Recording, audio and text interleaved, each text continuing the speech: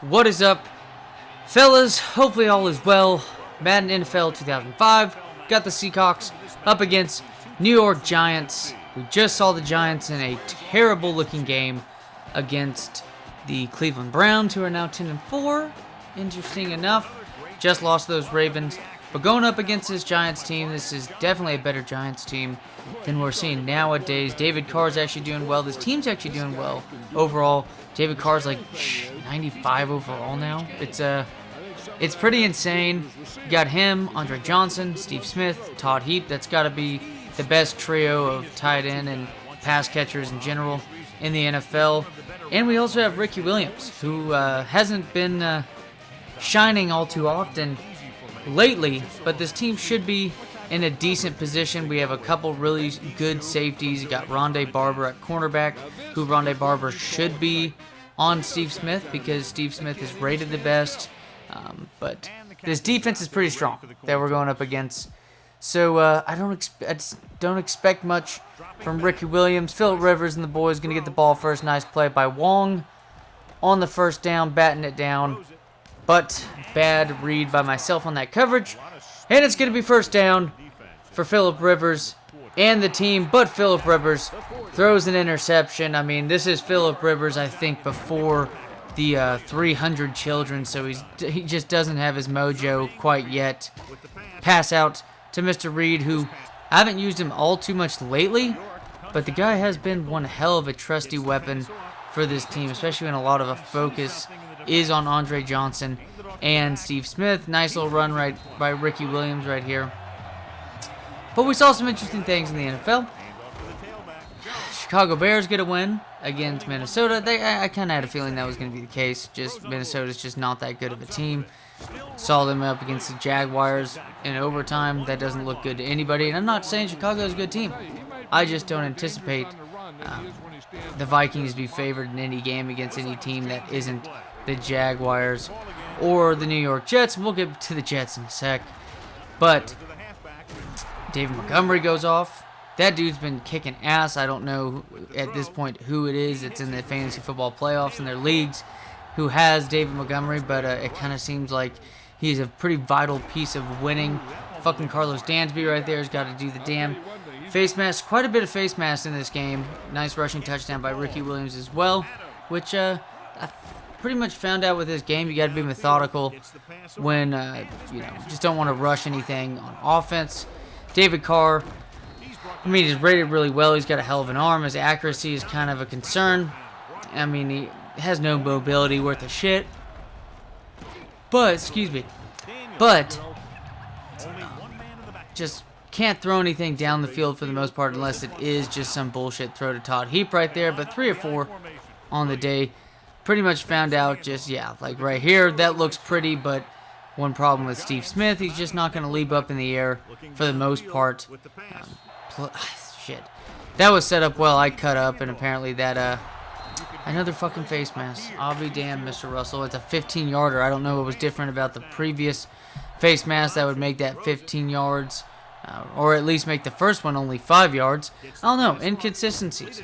But it's all good. This defense, Mr. Kennison right there, barely short of the first down. Going to be our ball again. But, I mean, you have to be methodical in this game. Pretty much what I found out is it's a good video game. But at the same time, just Ray Lewis is on the cover. I forget to fucking sprint right there, and Ricky Williams would have bolted that shit for a first down. I'm pretty damn sure of it. Holding, though, by the all-pro center on the play. But it's going to have to be, I mean, we saw a scoreless team in the playoffs last season against Green Bay. That's one thing that does frighten me because this offense seems slow just in general. I don't like the play calling for Seahawks, so I might change the playbook. I don't know why I fucking haven't thought of that already. Todd Heap wide open on that one. And that's the interception right there by Rondé Barber. Rondé Barber, the Barber cutting in for that interception on that play. And then Mr. Johnson, touchdown saving tackle by Russell. So I got Russell. I got Archuleta at, I believe, strong safety on this team. I also drafted a rookie, Sean Taylor. But out of the 3 of them, I went ahead and just move Sean Taylor at cornerback. Let's see how that goes. It's been going well so far. I'm pretty sure he was one of the better rookies in football because he's already like 90 overall. But mind you, Sean Taylor was like 92 overall, I'm pretty sure, in Madden 06. Dudes, I mean, rest in peace for the man. One of my favorite NFL players of all time. The dude was a treat. He's known for one of the most famous hits, and especially probably the hardest hit ever in Pro Bowl history when he rushed in and hit the living fuck out of the punter. I forgot who it was. But sick. But back to football. Expected the Bears to win that game. They're underdogs. I don't know why. Tampa Bay ends up coming back again in a fourth quarter game against the Falcons. Or I should say Tom Brady does against the. Look how slow this motherfucker is. That is a slow man. But at first I was like looking at the scoreboard and I had to rub my eyes. I don't have glasses, so I couldn't say I rubbed my glasses. But the last thing I expected to see was Atlanta winning that game, even for a good chunk of it, to where a nice comeback. Good game by Fournette, at least in the touchdowns. Not too much yardage, but hey, they're losing that game. So you saw a decent amount of just spreading the wealth with Tom Brady, as he gets well over 300 yards and has 2 touchdowns on the day. Fournette did have 2 other touchdowns, but they end up winning, I think, like 31-24, 31-28, 27. Doesn't fucking matter. It was a huge lead given up by the Atlanta Falcons. So that's nicely done.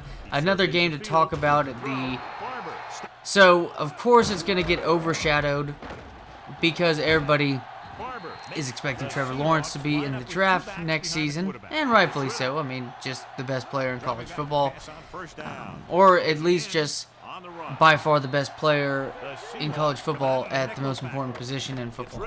And the Jets end up getting a win against the Rams. Almost lost it. They should have lost it if you ask me, because now the Jaguars, can't really anticipate the Jaguars doing anything to get a win. I don't expect the Jaguars to get a win anywhere against anybody in their division. Even the Texans would stomp them, and the Texans are proven to not be that good of a team. But one thing that's been overshadowed is, I mean, everybody's talking about the Jets and their decision making and Adam Gase. I mean, what an Adam Gase thing to do to win a game like that against one of the heavier favorites we've seen with the LA Rams at home.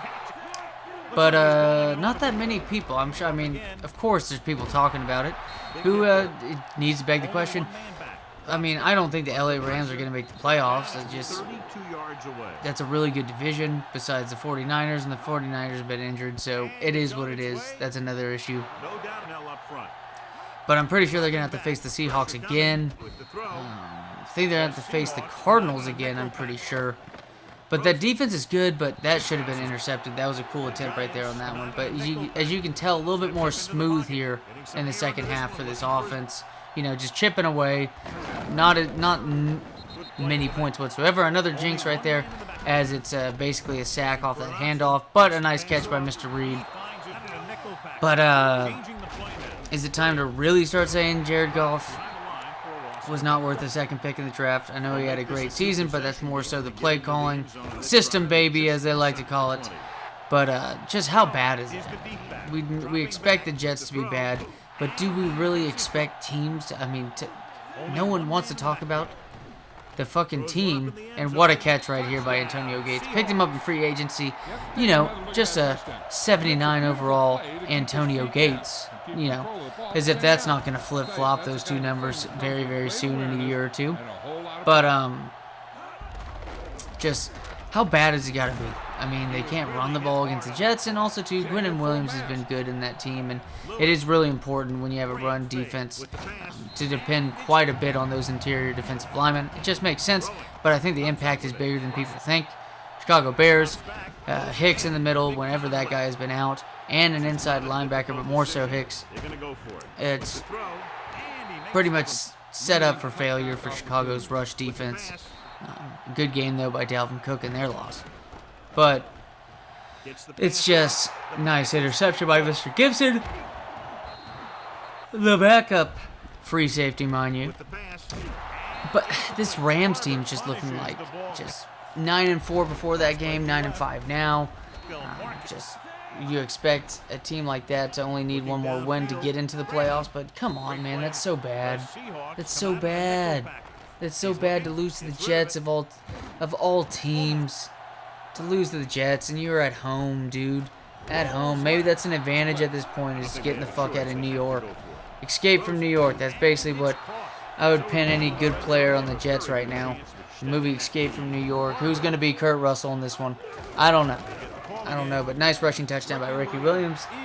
It was already sealed, but nice points off of turnover on that one. And then the last play of the game, let's just, boost the man's stats. I cut it in for a terrible judgment on the juke move. Sorry, I am tired as fuck, fellas. I'm tired as fuck. Waiting for that Christmas sleep. Well, the day after Christmas. No one gets any sleep the night before Christmas. Let's be honest. But the Rams, man. Keep McVay. There's no one saying anything. There's no thin line to walk for that man. But holy shit. Start looking for somehow to get Jared Goff. I don't know what the fuck the deal is right there. It looks bad. It's not good. That offense has too many good players on it. Has too good of play calling for that to go down. It's bad. Cam Akers is an impressive rookie, at least for the last couple of weeks. And that went downhill fast in that game. And, Robert Woods had a pretty good game, but even then, it's just for a good wide receiver, you expect to see a little bit more usage on one of their good wide receivers between him and Kupp when they're down like that all game. And it's just, against that Jets team, their cornerbacks are not good, y'all. You're going up against Cooper Kupp and Robert Woods. Robert Trees, man. That should be dealt with way better, and you shouldn't be down 17-3 at some point. That looks bad. And I don't know, but it just gets overshadowed by the Jets. As always, fellas, take it easy, and see y'all next time.